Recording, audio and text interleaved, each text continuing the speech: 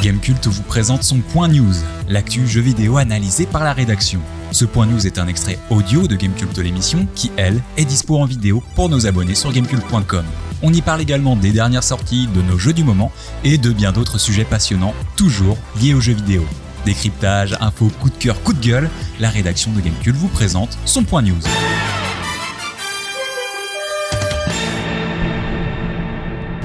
Qu'est-ce qui s'est vraiment passé de beau dans cette semaine de jeux vidéo, mon cher Virgile, mon cher Florian? Eh bien, il est arrivé une démo de celui qu'on ne nommera pas PES 2022 parce que c'est beaucoup plus fin que ça. C'est le New Football Game Online Performance Test. Voilà, vous pouvez télécharger le client. C'est le mot sur le PlayStation Store et même sur les autres services de téléchargement. Moi, c'était sur PS5, donc voilà, c'est pour ça que je prends cet exemple en tête et goûter à ce qui pourrait être le canevas du prochain PES sous Unreal Engine, celui qu'on attend depuis 2 ans maintenant. Alors, est-ce que ce sera vraiment ça la version finale? On ne sait pas, mais en tout cas, voilà, ça fait office un petit peu de démo d'essai, de test. On a du mal à le qualifier, Florian, à l'heure qu'il est, tu n'as pas encore pu y toucher. Non, mais donc... j'ai eu les retours de ta part, de la part d'Hubert, j'ai très peur. Mais j'ai aucune idée, en effet, de la place qu'accorde Konami. Bon, on n'arrive plus à suivre Konami de toute façon depuis des lustres, donc mais aucune idée de ce que c'est que ce machin. Bah oui, mais voilà, ça permet un petit peu de caler la dent creuse pendant l'Euro 2020 qui a lieu actuellement. Donc voilà, si vous êtes fan de foot, peut-être que vous prendrez le temps ce week-end de télécharger cela. Je ne sais pas trop comment le qualifier autrement, mais voilà, pour l'instant, c'est sur quoi? C'est sur PS5, PS4? Oui, il y a du crossplay, c'est justement pour tester le crossplay aussi entre les différentes versions. Tu vois, donc il y a vraiment ce côté ébauche. Oui. Alors on ne sait pas si c'est juste parce qu'ils se sont rendus compte de ce qu'ils allaient montrer ou simplement que voilà, c'est effectivement un vrai test en ligne de performance. Mais en tout cas, on vous laisse seul juge. N'hésitez pas évidemment dans les forums à nous dire ce que vous en pensez. Pour ceux qui veulent quelque chose de plus concret et de plus proche, eh bien il y a également une autre démo consacrée cette fois-ci à Neo The World Ends With You, dont on vous parlait dans une récente preview. Et là, eh bien c'est l'occasion un petit peu de tâter la build que nous on avait pu essayer il y a quelques semaines déjà. Je crois c'est la même? Bah oui, c'est la même, puisque en fait ça fait office de prologue. Vous allez ainsi pouvoir tester les 2 premiers chapitres, tester également le système de combat et voir ce que donne cette suite au l'action RPG The World Ends With You. J'avais été plutôt séduit au moins par le système de combat. Après, bah voilà, c'est The World Ends With You, on en avait parlé notamment, je crois que ça avait fait l'objet d'un segment dans l'émission, avec ce côté un petit peu interruption toutes les 5 minutes. Et ça, c'est assez typique de la construction de ce jeu-là qui se déroule donc dans un Shibuya réimaginé moderne avec l'invasion d'ennemis comme ça. Donc n'hésitez pas là encore à nous dire ce que vous en avez pensé.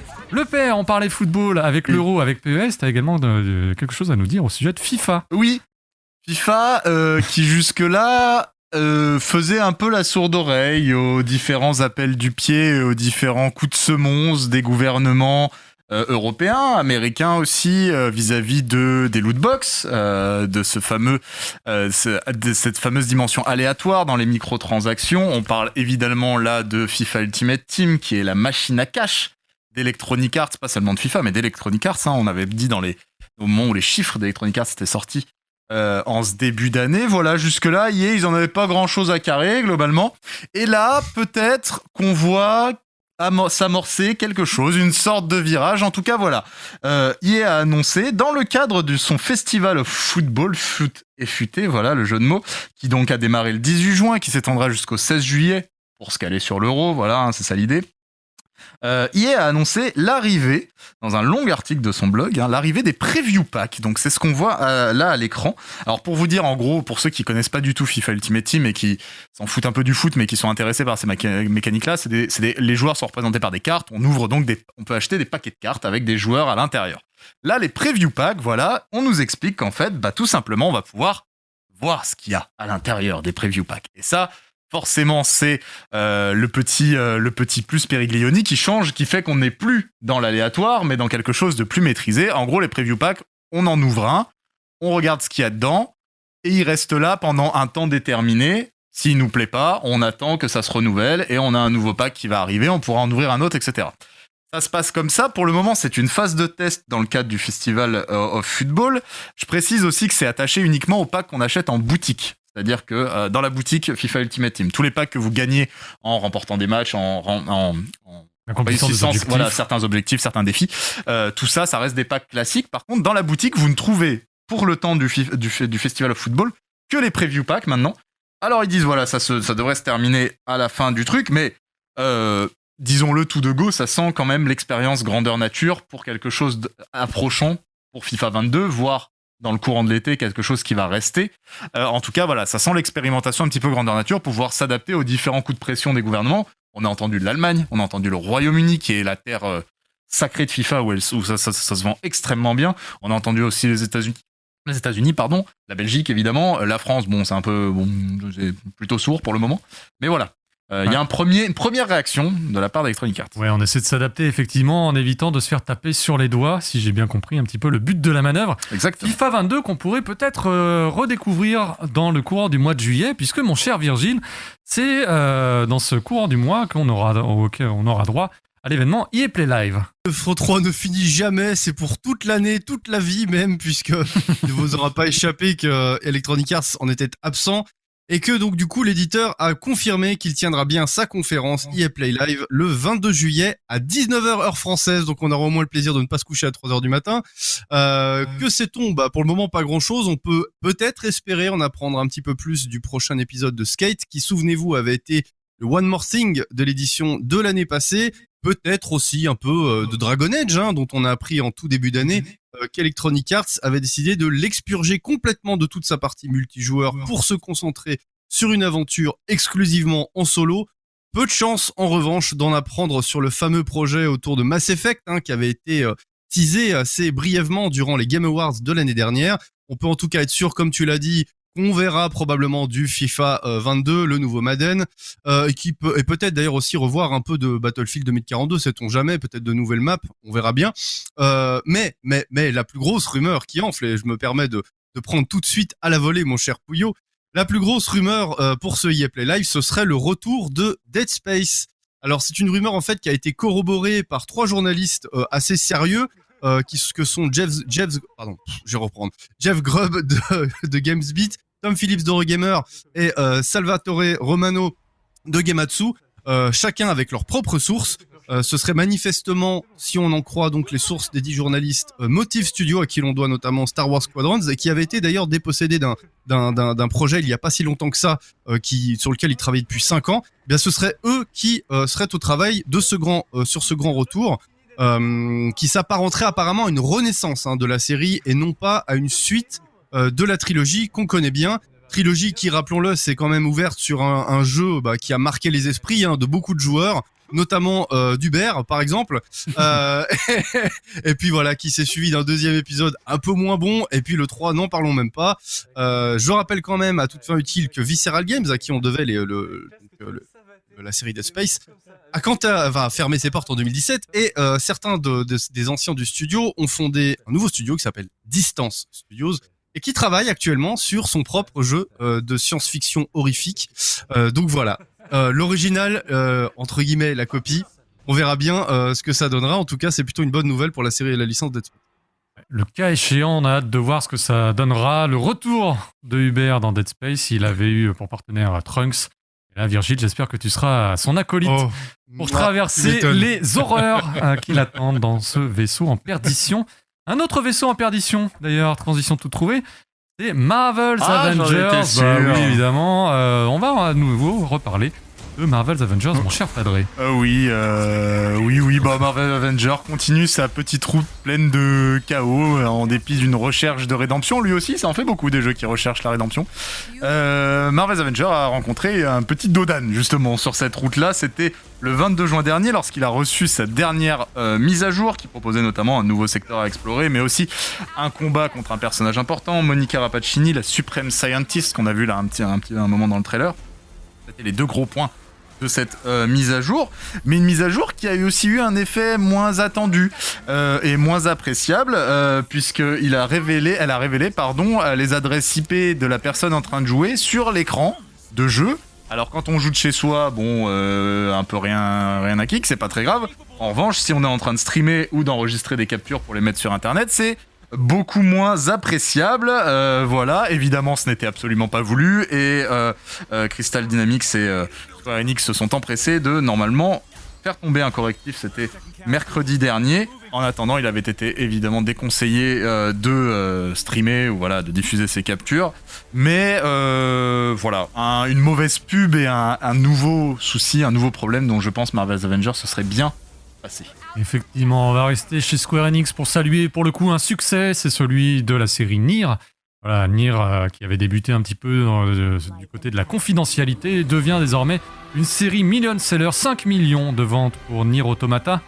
Nier Automata, donc ça concerne à la fois le physique et dématérialisé. C'est une N'est-ce pas le 6 très cher? Ah non, c'est le 7. Non, mais c'est 6 millions de ventes. Ah, 6 millions, j'ai dit combien? Tu as dit 5, je crois que non, le 5 5, c'était en mars. Pardonne-moi, 5 millions, c'était en décembre 2020. voilà. Donc 6 millions, effectivement, un nouveau cap franchi. Et également un premier million pour le remaster remake de Nier Replicant version 1,22. Voilà, qui est sorti en avril dernier, qu'on avait pu redécouvrir. Et puis, bah voilà, je pense qu'il a explosé les scores de vente de l'original. Et ça valait bien le coup de le remettre au goût du jour pour Square Enix, qui tient désormais une nouvelle franchise, un nouveau pilier parmi tous les grands noms de sa collection. D'ailleurs, on va rester un petit peu chez Platinum Games qui avait développé Nier Automata à l'époque pour évoquer un autre sujet. Le sujet, c'est Bayonetta 3, mon cher Virgile. Oui, alors Bayonetta 3, on le rappelle, il a quand même été annoncé en 2017. Depuis, c'est un peu devenu un running gag. L'absence du jeu fait sourire, en tout cas, sourire un peu jaune. Les dents grincent chaque année en espérant le revoir enfin. Eh bien, GameSpot est allé s'entretenir avec deux employés de Nintendo of America, donc Bill Trinen qui est manager produit, product manager, et Ned Bildorf qui est quant à lui responsable de la localisation. Et eh bien, il est allé essayer de leur soutirer quelques infos. Alors, on n'a pas appris grand-chose, je tiens tout de suite à vous le dire. Par contre, ce qu'on a appris, c'est que le jeu est toujours vivant. Je cite, il est toujours là, je peux vous le confirmer. J'irai même plus loin, il avance bien. On préfère montrer les choses quand on est prêt à les montrer, et surtout quand les développeurs sont prêts à les montrer. Nous n'avions donc pas le jeu à l'E3, mais restez attentifs. Bon, d'ici à ce qu'on puisse espérer, peut-être le revoir lors d'un prochain Nintendo Direct cette année. Il n'y a qu'un pas que je ne franchirai pas parce qu'on a déjà été suffisamment, on a déjà été suffisamment déçus comme ça pour pas donner de faux espoirs. Ouais, il y a un autre jeu en revanche dont le sort paraît bien funeste déjà, même s'il y a eu un petit correctif entre-temps, mon cher Virgile. C'est sa rubrique nécrologique, Tekken Cross Street Fighter respire-t-il encore, dans le dernier épisode de son talk show, Katsuhiro Harada a tenu des propos qui ont fait mal quand même aux petits cœurs fragiles des amateurs de baston en 3D. Tekken Cross Street Fighter serait un projet mort et enterré, enfin, pas vraiment. Disons que la traduction anglaise de son propos pouvait laisser penser ceci, mais en réalité, il a tenu quand même à préciser les choses en avançant que le développement est juste interrompu et que la question du coup de sa reprise demeure pour le moment en suspens. Harada révèle tout de même que le jeu en était à 30% de son développement. On rappelle quand même qu'il a été annoncé pour la première fois en 2010, conjointement avec un autre projet mené par Capcom qui lui est sorti 2 ans après.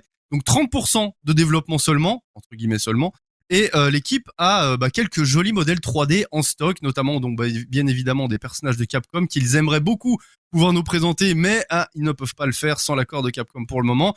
Et puis voilà, rien ne dit que le projet pourra reprendre un jour, d'autant que le succès de Tekken 7 est quand même assez colossal, 7 millions de jeux vendus au printemps dernier, croisant donc du coup on peut se dire que ce succès-là ferait un peu d'ombre à une possible reprise du développement, en tout cas ne le justifierait pas, histoire de pas cannibaliser un petit peu, puisqu'on aurait évidemment une partie du casting de Tekken qui figurerait dans un potentiel Tekken versus Cross Street Fighter.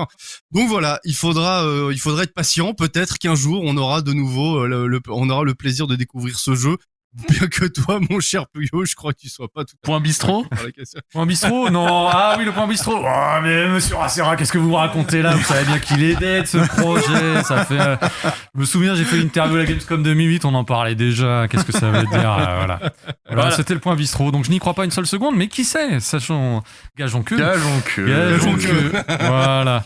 Gageons toujours. On parle encore toujours de remaster, de remake dans cette émission. Ce sera avec toi, mon cher Padré. Ça concerne cette fois-ci l'Epic Game Store. Oui, l'Epic Game Store qui a révélé certains de ses secrets. On sait qu'il y a depuis des années maintenant des data miners qui scrutent les données de Steam notamment. Eh bien, il existe maintenant la même chose avec l'Epic Game Store. Donc là, en l'occurrence, c'est Epic Data qui fait partie de ces fameux sites de data mining qui surveille en fait les entrailles du code de la boutique d'Epic et qui a trouvé 2 éléments particulièrement intéressants. La première, c'est la mention de Final Fantasy VII Remake sur PC qui sortirait sur Epic. Est-on surpris? Pas du tout. Voilà, ce serait pas forcément étonnant. On sait que l'exclusivité de Sony de toute façon court encore 6 mois et que Square avait déjà fait un partenariat pour sortir certains de ses jeux sur PC, en l'occurrence les Kingdom Hearts avec Epic. Donc franchement, ce serait tout à fait logique. La seconde information l'est tout autant. On a trouvé une mention donc de Alan Wake Remastered dans le code de la boutique d'Epic. Pour mémoire, parce que peut-être vous ne voyez pas la logique. Epic finance actuellement 2 titres de Remedy, un projet plus modeste, et un projet déjà beaucoup plus gros, selon Jeff Grubb, ce que Virgile a mentionné tout à l'heure, qui est toujours plutôt bien informé. Le plus gros des 2 serait en fait Alan Wake 2, et du coup on se dit, dans la dynamique actuelle, ça se fait beaucoup, on sort un nouveau jeu, juste avant on sort le remaster pour accompagner la sortie, donc voilà, tout ça fait sens et ça n'a pas grand chose de vaporeux. Voilà. On reste d'ailleurs du côté de Final Fantasy avec une annonce qui a surpris pas mal de monde, une annonce venue de France. Cocorico, c'est en France en effet qu'on produirait très bientôt une série animée Final Fantasy IX. Alors voilà, c'est un peu curieux, Final Fantasy IX ça commence à dater un petit peu, mais Square aurait en effet signé un partenariat avec Cyber Group Studios, c'est une société de production spécialisée dans les séries animées pour enfants. Là, on ciblerait un public 8-13 ans. Là, voilà. Et ça se déroulerait vraisemblablement avant les événements qui sont dépeints dans Final Fantasy IX. Alors c'est pas la première fois que Square essaye d'adapter évidemment FF en film d'animation, ou en film ou en dessin, enfin en animation en tout cas, voilà. On sait que FF7 en a fait déjà beaucoup l'objet avec Advent Children, avec Last Order, FF15 avait eu Kingsglaive, a eu la série Brotherhood. Voilà, ça y a rien. C'est vrai. C'est vrai, tu te rappelles comme elle était moche? Bah Kingsglaive, j'en garde un bon souvenir, mais pas Brotherhood effectivement. Alors Kingsglaive c'était très joli, mais c'était abscon, et Brotherhood c'était oulala, c'était vilain. Mais voilà, c'est encore récent dans la mémoire, ils font ça beaucoup, et là voilà, jusque-là le truc c'était tourné vers les adultes plutôt. Virgile le soulignait assez justement dans sa news, c'était plutôt tourné vers les fans qui avaient joué au FF, et là on serait vraiment tourné vers un public qui forcément ne connaîtrait même pas le jeu de base parce qu'il remonte quand même à 2000 si ma mémoire est bonne.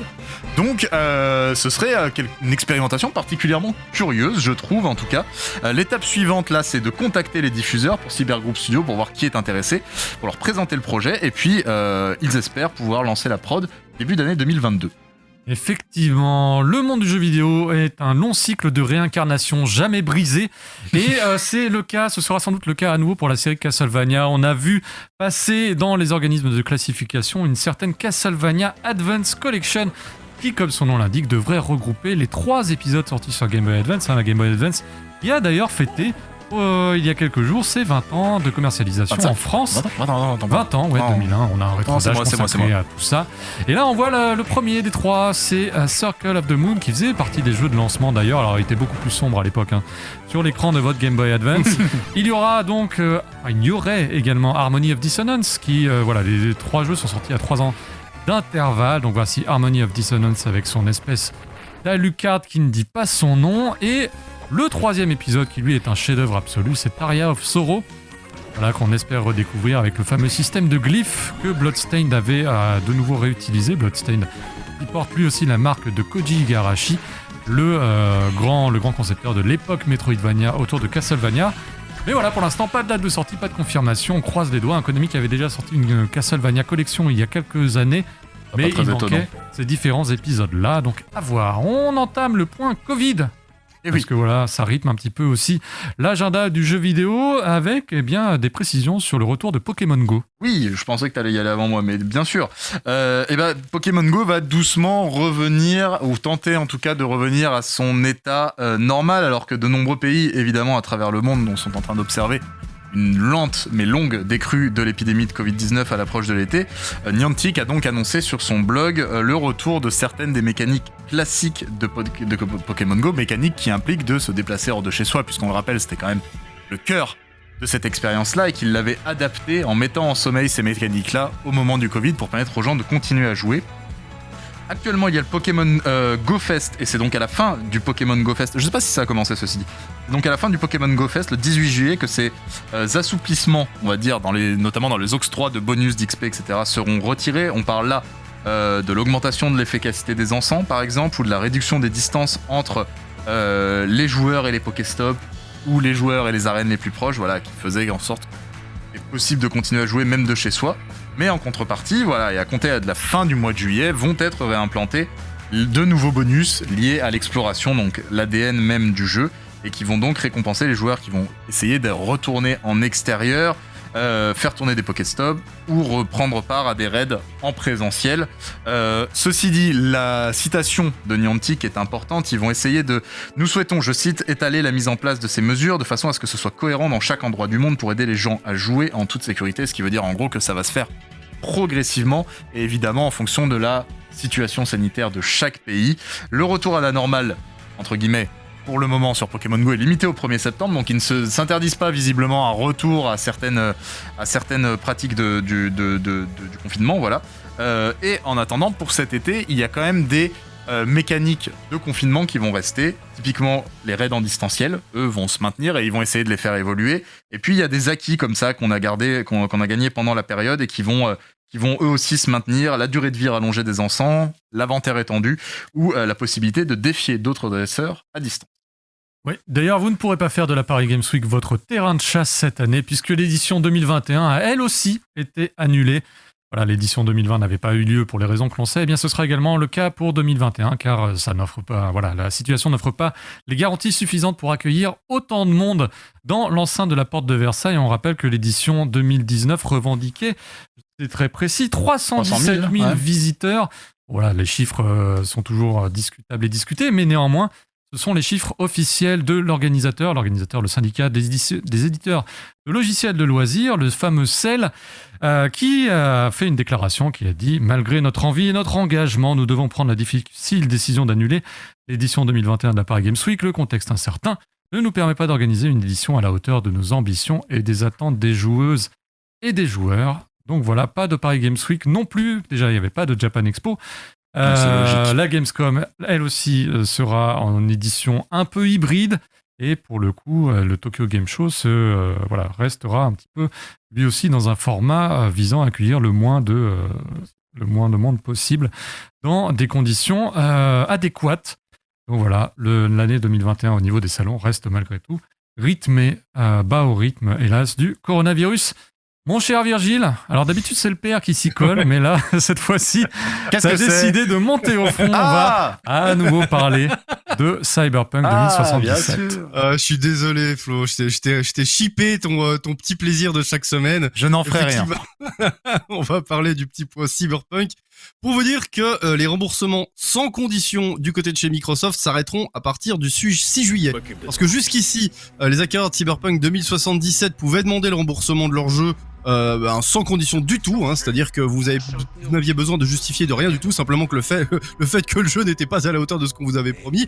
Et c'est donc sur le point de changer à partir du 6, contrairement d'ailleurs aux plateformes de Valve ou d'Epic Games, voire même d'ailleurs de CD Projekt, beaucoup moins regardantes sur ce point. Microsoft juge de la légitimité d'un remboursement en fonction de différents critères, tels que la durée écoulée depuis l'achat du jeu, le temps écoulé depuis la sortie du dit jeu, et puis également l'utilisation qu'en a faite son acquéreur. Autant dire qu'on ne se fait pas rembourser en un claquement de doigts dans ces conditions-là.